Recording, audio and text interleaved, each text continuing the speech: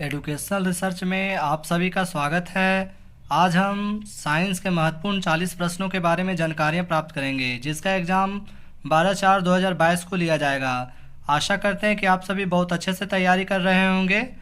तो आज का पहला क्वेश्चन है, दाढ़ी बनाने में किस प्रकार के दर्पण का उपयोग किया जाता है?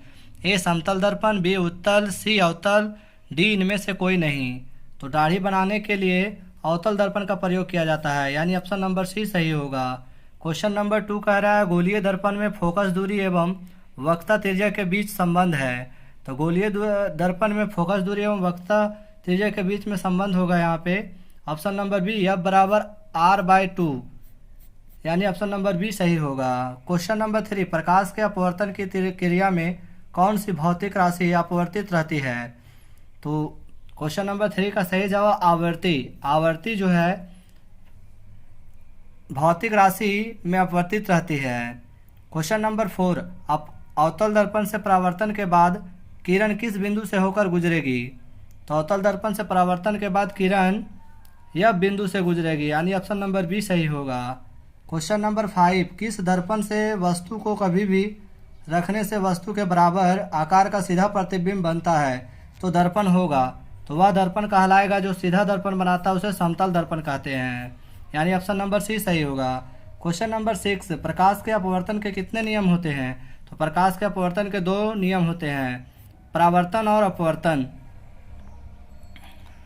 क्वेश्चन नंबर 7, किसी गोलीय दर्पण की वक्रता त्रिज्या 50 सेंटीमीटर है, तो उसकी फोकस दूरी क्या हो जाएगी? तो फोकस दूरी यानी कि 50/2, इसको डिवाइड कर देंगे कितना हो जाएगा 25, यानी 25 सेंटीमीटर। ऑप्शन नंबर सी सही होगा। इसे R/2 के रूप में डिवाइड किया जाता है। क्वेश्चन नंबर 8, 1 मीटर फोकस दूरी वाले उत्तल लेंस की क्षमता होगी। तो 1 मीटर फोकस मीटर वाले दूरी की होगी क्षमता 1 डायप्टर, यानी ऑप्शन नंबर बी सही होगा। क्वेश्चन नंबर 9, किसी उत्तल लेंस की फोकस दूरी हमेशा होती है? तो ये हमेशा +VE के रूप में होती है, यानी ऑप्शन नंबर ए सही होगा।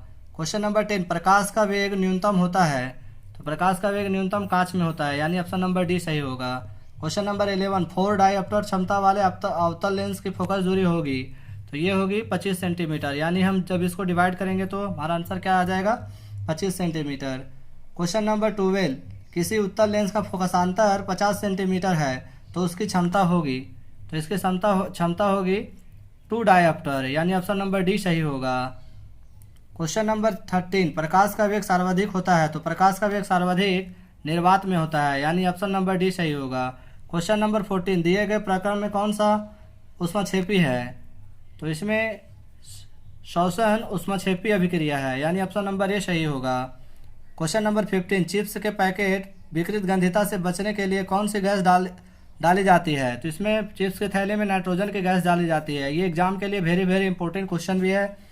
क्वेश्चन नंबर 16, जंग लगना किस प्रकार की अभिक्रिया है? तो जंग लगना संयोजन अभिक्रिया है। जंग लगने के बाद वस्तु को पुनः प्राप्ति उस रूप में नहीं की जा सकती है। रासायनिक प्रक्रम में जो वस्तु एक बार आने की जल जाते हैं उसे दोबारा प्राप्त नहीं किए जाते हैं, जबकि भौतिक परिवर्तन में वस्तुओं को पुनः प्राप्त किया जाता है। क्वेश्चन नंबर 17, दिए गए अभिक्रिया में किस पदार्थ का उपचयन हो रहा है? Zinc oxide plus carbon. तो इसको संतुलित करने पर zinc plus calcium oxide, zinc plus carbon dioxide, यानी सी कार्बन का उपचयन हो रहा है, या ऑप्शन नंबर बी सही होगा। क्वेश्चन नंबर 18, दिए गए कौन सा रासायनिक समीकरण संतुलित है? Calcium hydroxide plus carbon dioxide संतुलित करने पर क्या बना रहा है? Calcium carbonate plus hydrogen oxide, यानी ऑप्शन नंबर ए सही होगा। क्वेश्चन नंबर 19, दिए गए चित्र में कौन सी अभिक्रिया हो रही है?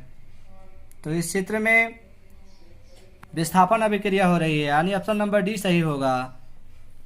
क्वेश्चन नंबर 20, दिए गए पदार्थ में कौन गंधीय सूचक की तरह व्यवहार करता है? तो प्याज गंधीय सूचक की तरह व्यवहार करता है, यानी ऑप्शन नंबर डी सही होगा। क्वेश्चन नंबर 21, हड्डियों को जोड़ने के लिए डॉक्टर किस लवण का प्रयोग करते हैं? तो डॉक्टर प्लास्टर ऑफ पेरिस का प्रयोग करते हैं, जिसका सूत्र होता है CaSO4 half into H2O। Question number 22, विरंजक चूर्ण का सूत्र क्या है? तो विरंजक चूर्ण का सूत्र होगा CaOCl2, यानी ऑप्शन नंबर 3 सही होगा। क्वेश्चन नंबर 23, इस चित्र में कौन अभिक्रिया हो रही है? तो इसमें ए संयोजन, बी वियोजन, सी द्विविस्थापन, डी विस्थापन। तो इस अभिक्रिया में वियोजन अभिक्रिया हो रही है, यानी ऑप्शन नंबर बी सही होगा। क्वेश्चन नंबर 24, टमाटर में कौन सा अम्ल पाया जाता है? तो टमाटर में ऑक्जेलिक अम्ल पाया जाता है, यानी ऑप्शन नंबर डी सही होगा। क्वेश्चन नंबर 25, तनुकरण प्रक्रिया में होती है। तो तनुकरण प्रक्रिया में H+O- आयन की सांद्रता में कमी होती है, यानी ऑप्शन नंबर सी सही होगा।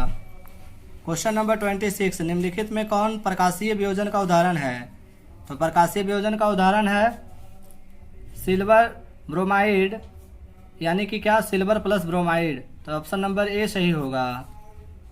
क्वेश्चन नंबर 27, अमीबा अपने किस अंग से भोजन ग्रहण करता है?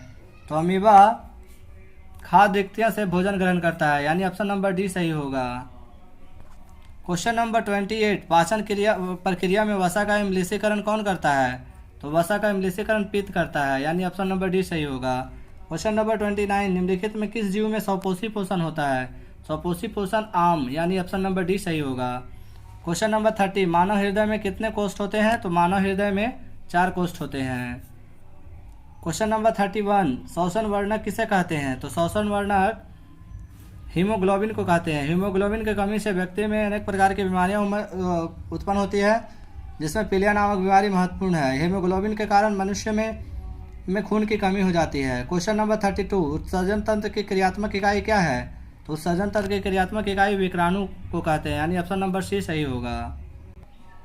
क्वेश्चन नंबर 33, वृक्क की क्रियाशीलता कम होने पर रक्त को शरीर से बाहर निकालकर छानने की प्रक्रिया क्या कहलाती है? तो यह कहलाती है अपोहन, यानी ऑप्शन नंबर बी सही होगा। क्वेश्चन नंबर 34, जनन की मूल घटना क्या है? तो जनन की मूल घटना डीएनए की प्रतिकृति बनना है। क्वेश्चन नंबर 35, दिया गया चित्र किस प्रकार के जनन को दर्शाता है? तो यह दर्शाता है बहुखंडन को, यानी ऑप्शन नंबर ए सही होगा। क्वेश्चन नंबर 36, नर युग्मक तथा मादा युग्मक के संलयन को क्या कहते हैं?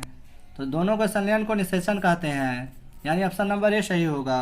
क्वेश्चन नंबर 37, लड़कों में यौनावस्था के लक्षणों का नियंत्रण कौन सा हार्मोन करता है? तो ये करता है टेस्टोस्टेरोन, जबकि लड़कियों में एस्ट्रोजन पाया जाता है। क्वेश्चन नंबर 38, सौर स्थिरांक का मान क्या है? तो सौर स्थिरांक का मान है 1.4 किलोवाट प्रति मीटर स्क्वायर, यानी ऑप्शन नंबर ए सही होगा। क्वेश्चन नंबर 39, जैव गैस का मुख्य घटक क्या है? तो जैव गैस का मुख्य घटक है मीथेन, CH4, यानी ऑप्शन नंबर डी सही होगा। क्वेश्चन नंबर 40, जो आखिरी है, महासागरीय तापीय ऊर्जा प्राप्त करने के लिए महासागर के पृष्ठ के जल का ताप और 2 मीटर की गहराई के जल के ताप में कितना का अंतर होना चाहिए? तो इसके बीच में अंतर होना चाहिए 20 डिग्री सेल्सियस का, यानी ऑप्शन नंबर ए सही होगा। तो इस तरह से हमने साइंस के महत्वपूर्ण 40 प्रश्नों के बारे में जानकारी प्राप्त किए हैं, जो हमारे फाइनल एग्जाम के लिए बहुत ही जरूरी है। आशा करते हैं कि आप सभी बहुत अच्छे से आने की तैयारी कर रहे होंगे और वीडियो को अच्छे से देख के जाएं। साथ ही हमारे चैनल को सब्सक्राइब करें, शेयर करें, लाइक करें, ताकि सभी लोगों तक हमारा वीडियो पहुंच सके। तो आज के लिए बस इतना ही, धन्यवाद।